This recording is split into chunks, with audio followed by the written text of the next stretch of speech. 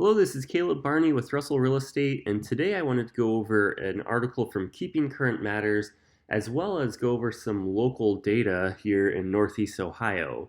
So the title of the article is Why Today's Housing Inventory Shows a Crash Isn't on the Horizon. And this article uses three data points to kind of explain why they feel that a housing crash isn't coming anytime soon. The first one is the average annual inventory of homes for sale. So it's hard for house prices to crash when there's just not a lot of supply. So basically, supply and demand, if you have too much supply that outweighs the demand, then basically the demand or the buyers are going to have a leg up. They can, because they have so many choices, they could go in and make lower offers on other properties because say they have 5 houses to choose from and they would be happy with all 5. Well, they don't have to break the bank, so to speak, in order to get their offer accepted, because if they lose out on one, there's still 4 more available for them. Where we've really had an issue over the past several years is it's been the opposite. So we have so few homes that are listed in comparison to the amount of people that are willing and able to buy. So that scenario was really highlighted in 2020, 2021, and the first part of 2022 because we had such low interest rates that even though there were a lot of houses that were listed for sale, there were even more buyers that were qualified to purchase. So because if you think about it, a traditional home seller, they're not selling to be homeless, or they're not necessarily selling to rent. Most of them are selling their home and buying another one. So basically that, a home seller and a home buyer, they cancel each other out in that instance. But because interest rates were so low in those years, we had so many extra buyers, so many first-time home buyers that were coming in that basically no matter where you were in the country, you were in a multiple offer situation. And here in Northeast Ohio, I primarily serve the Cleveland area all the way down to like the Akron area. And we were seeing like 8, 9, 10 offers per house, it seemed like. So that was pretty crazy.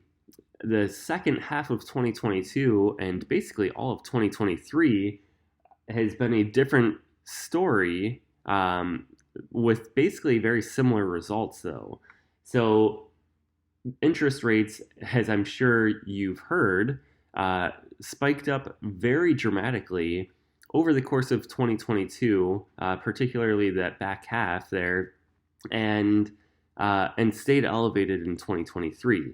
In fact, we started 2022 at an average 30-year fixed rate mortgage at about 3.1% and peaked in October of that year, or October, November, at 7.37%. So you more than doubled your interest rate in 9 short months there.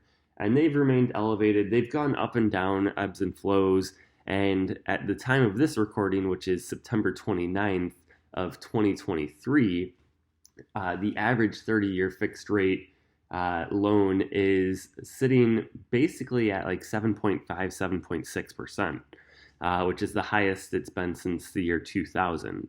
So we are seeing very few homes being listed now because a lot of people don't necessarily want to trade in their 3% interest rate for a 7% interest rate plus. So the people who were home sellers that were also home buyers, well, we're just having fewer home sellers now. That being said, the millennials are at peak home buying, a peak home buying time period of their life. And so we're starting to see more and more millennials coming in and being tired of renting and wanting to buy. So despite the high interest rates, the demand still is outweighing the supply. And that's why we're seeing, for the months of supply of unsold existing homes, we're still at 3.3 months of supply or of inventory. And what that means in layman's terms is basically if you're between 4 to 6 months, really you can make the argument 5 to 6 months is considered a neutral market where neither the buyer nor the seller have an upper hand when it comes to negotiating, because basically that's a normal, quote unquote market. If you start getting, below 4 months of inventory, it definitely starts skewing where the seller has the upper hand when it comes to negotiating, whether it's price, terms, whatever, with the buyer, because there are less homes available for buyers to actually purchase. And while we have seen months of inventory jump up in 2023, we're still at 3.3 months for the national average.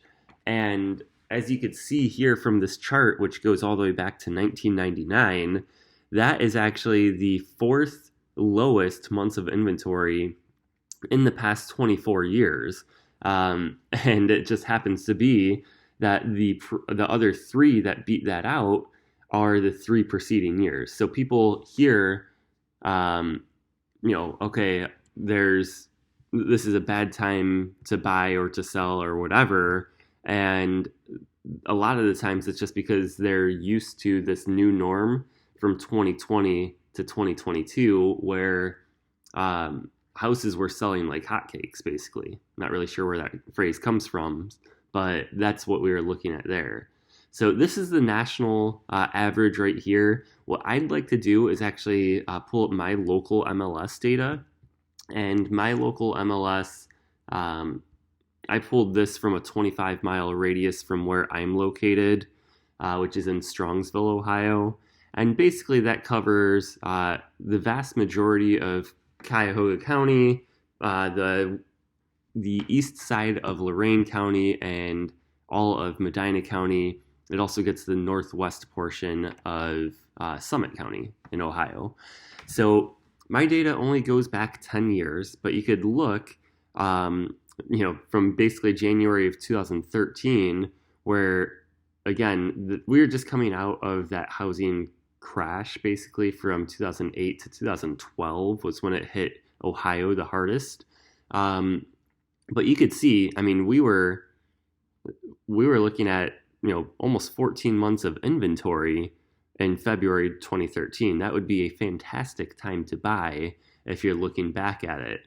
And those months of inventory, with the seasonal adjustments, as you could see, that's why you have your peaks and valleys. But that has steadily declined until finally, 2022 and 2023, once those interest rates bumped back up. But nationally, we are looking at the months of inventory being at 3.3% or 3.3 months. We're not even close to that here in Northeast Ohio. So we're at 1.41 months for the last full month data that I have. Again, I'm recording this the end of September, but I have data through the end of August showing here. And we have basically been below 2 months of inventory every single month this year, with the exception of January. And it's common to see spikes in January just because here in Northeast Ohio, not a lot of people want to buy a home then. So usually the market slows down a little bit.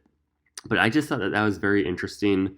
That's one reason why we're saying, hey, a housing crash is probably not on the horizon.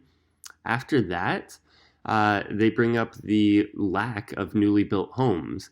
So basically, the 52-year average, I don't know why they use the 52-year average. They basically counted from 1970 to 2022.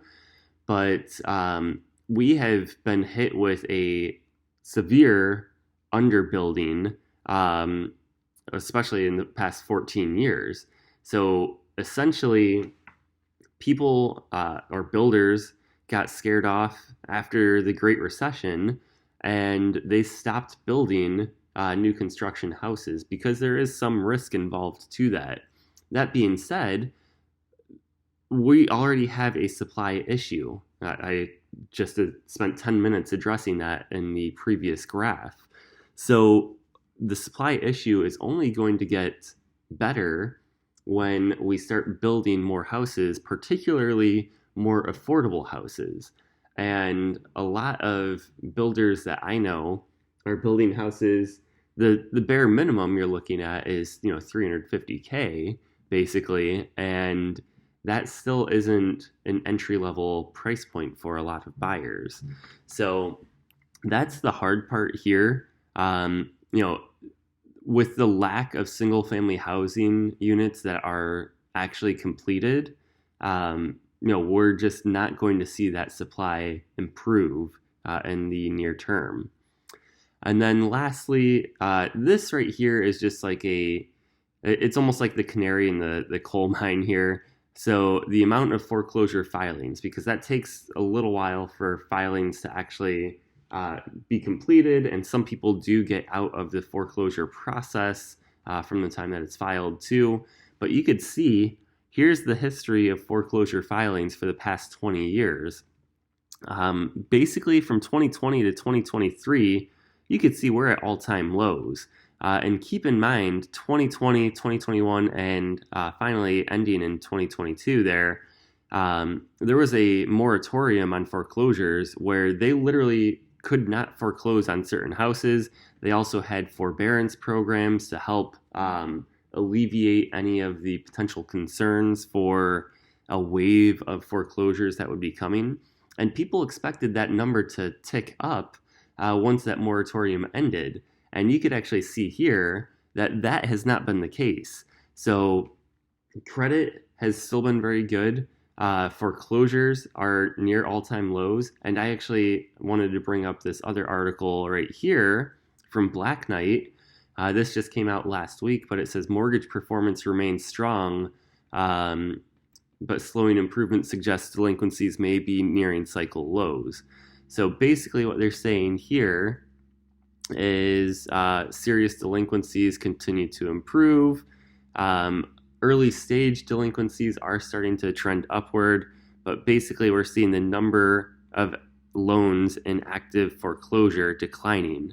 So people are still good borrowers, and partly I think that had to do with the affordable houses at that time in 2020, 2021, and the first part of 2022 with people buying with such low interest rates. We also were getting, stimulus money. There were, people didn't have to pay back their student loans there for a while.